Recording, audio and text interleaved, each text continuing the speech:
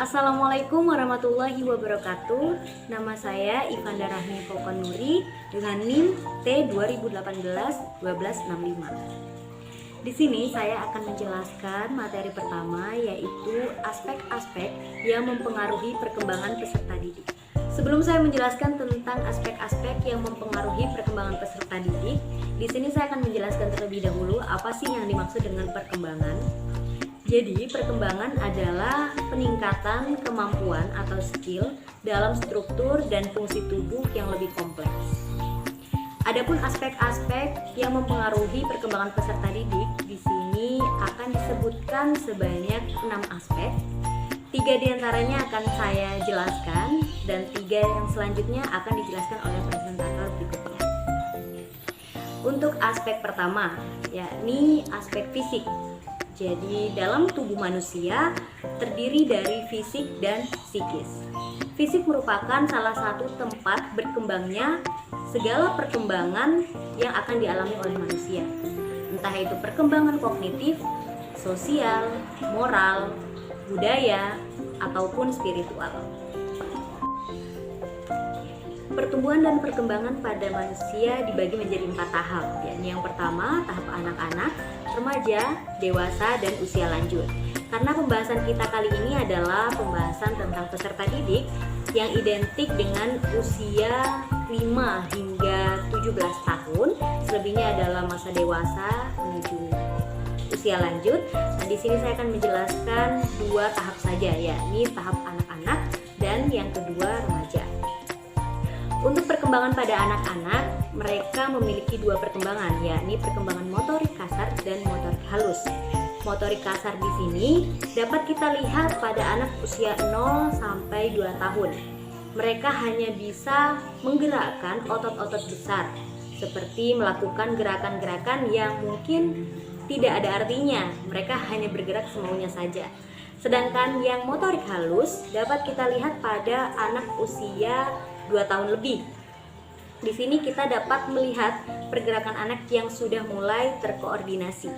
Jadi antara gerakan otot-otot kecil dengan panca indera itu selaras. Nah, dengan begitu kita bisa melihat perkembangan anak yang mulai pesat, seperti mereka bisa menggambar, bisa menggerakkan jari, bisa berhitung, bisa mengucapkan apa yang mereka dengar, dan lain sebagainya. Selanjutnya adalah tahap remaja, di mana pada tahap ini seorang anak mulai mengalami yang namanya pubertas. Dengan pubertas ini, hormon-hormon pun ikut berkembang. Nah, jadi banyak anak-anak remaja yang mereka merasa bahwa terjadi banyak sekali perubahan dalam dirinya. Dengan begitu, mengakibatkan seorang anak itu memiliki tubuh yang kurang proporsional atau kurang ideal, karena adanya beberapa tanda-tanda yang muncul pada saat masa pubertas itu. Yang kedua adalah aspek intelektual atau kognitif. Dalam Kamus Besar Bahasa Indonesia dijelaskan arti kata intelektual, yakni kecerdasan atau cara berpikir. Dalam hal ini, tentunya kita tahu bahwa masing-masing orang memiliki kemampuan berpikir yang berbeda-beda. Tentunya hal ini tidak dapat diukur dari usia ataupun tingkat pertumbuhan yang dialami oleh masing-masing individu. Menurut Jean Piaget, perkembangan kognitif pada anak dibagi menjadi 4 tahap. Yang pertama adalah tahap sensomotorik, yang kedua adalah tahap pra-operasional, yang ketiga tahap operasional konkret, dan yang terakhir adalah tahap operasional formal. Untuk yang pertama, yakni tahap sensomotorik yang biasanya dialami oleh anak usia 0 hingga 2 tahun.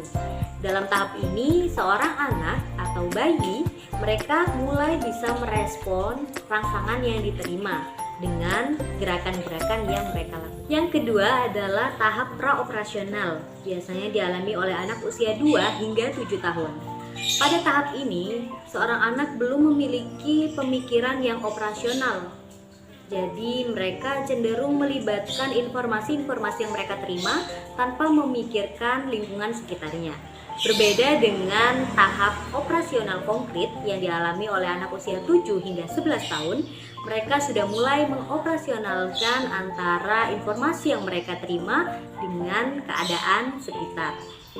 Yang terakhir adalah tahap operasional formal. Biasanya dialami oleh anak usia 11 tahun hingga 15 tahun. Mereka mulai bisa berpikir secara abstrak dan bisa menemukan hipotesis. Jadi mereka bisa memikirkan apapun yang sedang mereka alami dan apapun yang akan kemungkinan terjadi. Seperti itu. Aspek yang terakhir akan saya bahas yakni aspek sosial, di mana kita ketahui bahwa manusia merupakan makhluk sosial. Mereka akan saling membutuhkan satu sama lain untuk berinteraksi ataupun saling tolong-menolong. Pada aspek sosial ini, khususnya untuk para remaja, mereka akan cenderung memperhatikan perbedaan nilai-nilai norma pergaulan di keluarga dengan pergaulan. Gimana sih ngomong gitu? Aspek yang terakhir akan saya bahas yakni aspek sosial, di mana seperti yang kita ketahui bahwa manusia merupakan makhluk sosial. Mereka akan saling membutuhkan untuk berinteraksi dan tolong-menolong. Nah, pada aspek sosial ini, khususnya untuk para remaja, mereka cenderung bisa menemukan atau memperhatikan perbedaan antara pergaulan di keluarga dengan pergaulan di lingkungan luar. Biasanya pada pergaulan di lingkungan luar, mereka cenderung berkelompok atau yang biasa kita kenal dengan istilah geng. Nah, pemilihan kelompok tersebut biasanya didasari oleh beberapa pertimbangan seperti moral ataupun ras atau bakat yang diminati, kesukaan yang diminati, seperti itu. Jadi misalnya saya sendiri hobinya adalah musik. Nah, di sini saya akan berkumpul dengan teman-teman yang mereka juga memiliki hobi yang sama dengan saya. Jadi perkumpulan itu merupakan perkumpulan di mana mereka bisa sefrekuensi satu sama lain, begitu. Selanjutnya untuk pada aspek sosial ini sangatlah penting untuk diperhatikan ya. Jadi terutama khusus anak-anak yang mereka belum bisa mengendalikan emosional mereka. Mereka akan salah dalam bergaul jika mereka tidak dibimbing atau diawasi oleh kedua orang tuanya. Jadi pada tahap ini tentunya mereka harus dipantau bagaimana cara mereka bergaul sehingga mereka tidak melanggar hukum dan norma yang berlaku di masyarakat. Mungkin hanya itu aja yang bisa saya sampaikan. Aspek-aspek selanjutnya akan dibahas oleh presentator berikutnya. Terima kasih. Wassalamualaikum warahmatullahi wabarakatuh. Saya Eva Tuzorotul Fitria dengan NIM T 2018-1270. Di sini saya akan melanjutkan penjelasan dari pemateri yang sebelumnya mengenai aspek-aspek perkembangan peserta didik. Yang pertama yaitu aspek moral. Perkembangan moral yaitu perkembangan yang berkaitan dengan kemampuan seseorang untuk mengetahui baik maupun buruknya suatu perbuatan, karena adanya kesadaran untuk melakukan perbuatan yang baik dan membiasakan melakukan hal yang baik. Dalam aspek moral ini dapat dilihat dari perbuatan orang lain, bagaimana cara mereka menghargai orang, menghormati orang, bertanggung jawab, dan bersikap jujur maupun toleransi. Ada beberapa tahapan dalam aspek moral ini. Yang pertama yaitu pendidikan secara langsung. Karena melalui pendidikan secara langsung ini kita dapat menanamkan pengertian tentang tingkah laku yang baik maupun yang buruk oleh orang tua, guru, ataupun orang dewasa. Yang kedua yaitu identifikasi. Dengan cara mengidentifikasi atau menirukan penampilan atau tingkah laku moral seseorang yang menjadi idolanya atau yang menjadi idola peserta didik tersebut, seperti orang tua, orang dewasa, artis, atau yang sekiranya mereka itu mengidolakan dan bisa meneladani sikap yang baik. Dan yang ketiga yaitu proses coba-coba. Dengan cara mengembangkan tingkah laku moral secara coba-coba, seperti tingkah laku yang mendatangkan pujian atau mendapatkan penghargaan, maka akan terus dikembangkan. Apabila sebaliknya, jika tingkah laku tersebut akan mendapatkan punishment atau hukuman atau celaan, itu tingkah laku tersebut akan dihentikan. Yang selanjutnya yaitu aspek spiritual, di mana perkembangan spiritual ini lebih membahas tentang kebutuhan manusia terhadap keagamaan. Perkembangan ini merupakan sebagai tahap di mana seseorang yang dalam hal ini adalah peserta didik untuk membentuk suatu kepercayaan yang berhubungan dengan religi ataupun adat. Perkembangan spiritual ini juga dipengaruhi oleh faktor internal ataupun eksternal. Faktor internal pada perkembangan spiritual ini juga merupakan faktor keturunan atau karakteristik yang ada dalam diri, karakteristik atau bawaan dari orang itu sendiri. Sedangkan faktor eksternalnya dapat berupa lingkungan keluarga yang sangat menentukan pola dalam perkembangan peserta didik tersebut. Dan yang terakhir yaitu aspek budaya. Aspek budaya ini sangat mempengaruhi perkembangan dan pendidikan anak, karena budaya merupakan aspek budaya ini sangat mempengaruhi perkembangan dan pendidikan anak, seperti akan mempengaruhi perilaku, kepercayaan atau pola pikirnya. Budaya ini turut mempengaruhi perkembangan penyesuaian sosial anak dalam kehidupan sosial. Yang namanya kebudayaan juga tidak akan pernah lepas dari diri manusia, karena kebudayaan itu tersendiri sangat berperan dalam menyumbangkan norma-norma kehidupan, pola pikir, serta tingkah laku yang dilakukan oleh peserta didik tersebut. Assalamualaikum warahmatullahi wabarakatuh. Perkenalkan, nama saya Ahmad Hidayat Al-Arif dengan NIM T2018-1275. Di sini saya akan melanjutkan presentasi dari teman-teman sebelumnya yang membahas tentang karakteristik peserta didik di tingkat SD, SMP maupun SMA. Nah, sebelumnya karakteristik sendiri itu adalah sifat dari setiap individu yang menandakan pribadinya yang membedakan pribadinya dengan pribadi orang lain. Karakteristik anak masing-masing itu berbeda-beda. Guru perlu memahami karakteristik awal anak didik sehingga ia dapat dengan mudah untuk mengelola sesuatu yang berkaitan dengan pembelajaran, termasuk juga pemilihan strategi pengelolaan yang berkaitan dengan bagaimana menata pengajaran. Nah, di tingkatan sekolah, masing-masing tingkatan itu memiliki karakteristik yang berbeda-beda. Yang pertama, karakteristik peserta didik di sekolah dasar. Nah, di karakteristik peserta didik di sekolah dasar ini, pertama itu siswanya suka bermain. Nah, karakteristik ini menuntut guru SD untuk melaksanakan kegiatan pendidikan yang bermuatan lebih untuk kelas rendah. Guru SD seyogyanya merancang model pembelajaran yang memungkinkan adanya unsur permainan di dalamnya. Nah, yang karakteristik peserta didik sekolah dasar yang kedua itu senang bergerak. Nah, orang dewasa dapat duduk berjam-jam, sedangkan anak SD dapat duduk dengan tenang paling lama sekitar 30 menit. Menyuruh anak untuk duduk rapi untuk jangka waktu yang lama dirasakan anak.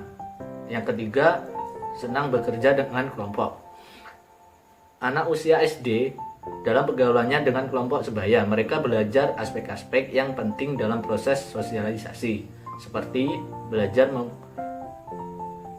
memenuhi aturan kelompok, belajar setia kawan, belajar tidak tergantung pada terimanya lingkungan, belajar menerimanya tanggung jawab, belajar bersaing dengan orang lain secara sehat atau sportif, dan mempelajari olahraga.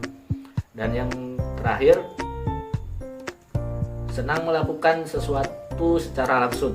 Maksudnya, anak SD memasuki tahap operasional konkret.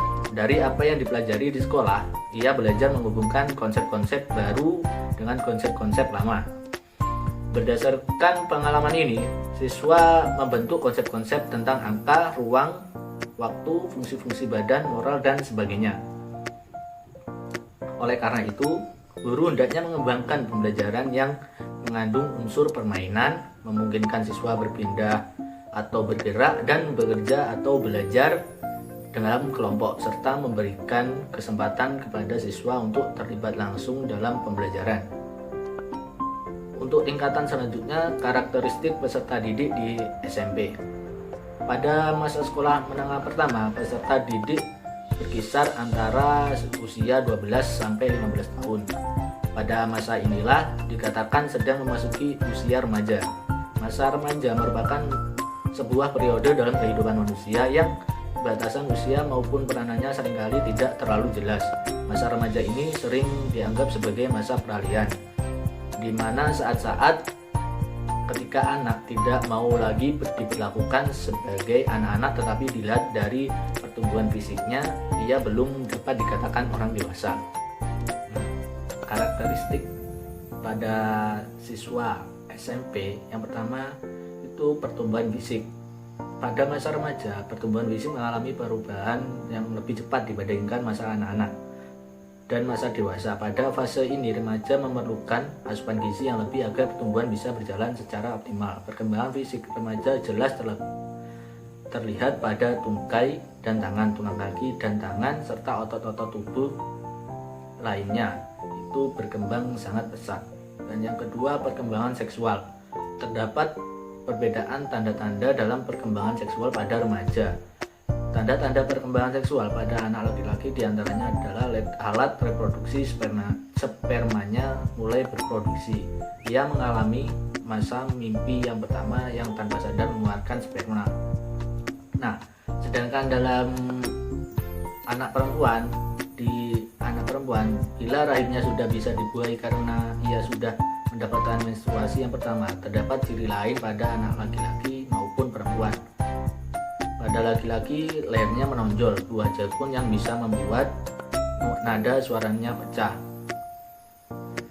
Nah, di dalam fisik anak perempuan, di wajahnya mulai tumbuh jerawat. Hal ini dikarenakan produksi hormon dalam tubuhnya meningkat, pinggul membesar, bertambah lebar dan bulat akibat dari membesarnya tulang pinggul dan perkembangannya lemak di bawah kulit. Yang selanjutnya, cara berpikir kasualitas, maksudnya hal ini menyangkut tentang hubungan sebab akibat. Remaja mulai berpikir kritis sehingga ia akan melawan bila orang tua, guru atau lingkungan yang masih menganggapnya sebagai anak kecil. Yang selanjutnya, emosi yang meluap. Emosi pada remaja masih labil karena erat hubungannya dengan keadaan hormon. Selanjutnya, perkembangan sosial. Sebagai makhluk sosial, individu dituntut untuk mampu mengatasi segala permasalahan yang timbul sebagai hasil dari interaksi dengan lingkungan sosial dan mampu menampilkan diri sesuai dengan aturan norma yang berlaku. Yang selanjutnya, perkembangan moral. Di siswa atau peserta didik SMP ini, perkembangan moral terjadi karena adanya para remaja mulai mengetahui dunia luar yang sebenarnya dan kemudian membandingkannya dengan apa yang mereka percayai dulu. Untuk yang terakhir, perkembangan kepribadian. Secara umum, penampilan sering diidentikan dengan manifestasi dari kepribadian seseorang. Namun sebenarnya tidak, karena apa yang tampil tidak selalu menggambarkan kepribadian yang sebenarnya. Untuk yang terakhir, karakteristik peserta didik SMA. Masa SMA yang memiliki rentan usia 15-18 tahun bisa dikatakan merupakan masa peralihan seseorang dari masa kanak-kanak menuju masa dewasa atau lebih. Assalamualaikum warahmatullahi wabarakatuh. Perkenalkan, nama saya Imroto Salihah dengan NIM KKP 2018-1251. Baik, di sini saya akan menjelaskan sedikit tentang implikasi karakteristik peserta didik usia SD, SMP, dan SMA terhadap pembelajaran. Implikasi menurut KBBI yakni terlibat atau keterlibatan.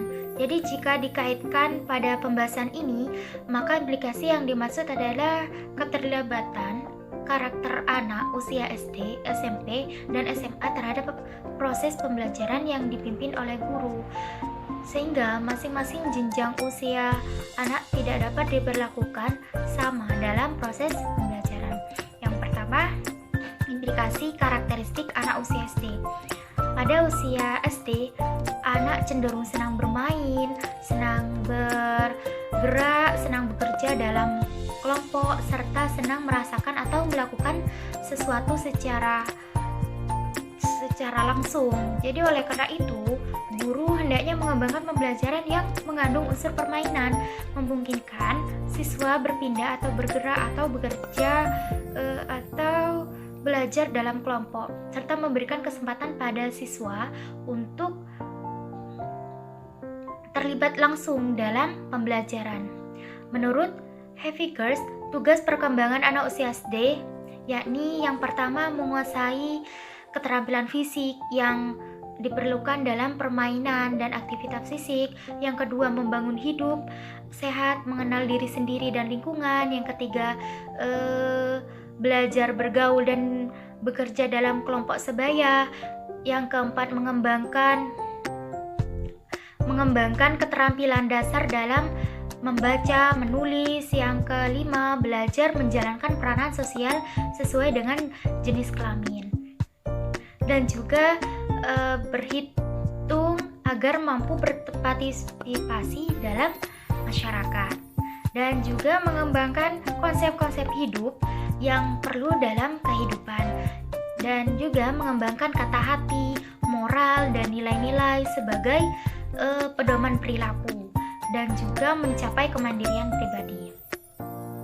Tugas perkembangan tersebut mendorong guru SD sekolah dasar untuk yang pertama menciptakan lingkungan teman sebaya yang mengajarkan keterampilan fisik, yang kedua melaksanakan pembelajaran yang memberikan kesempatan kepada siswa untuk belajar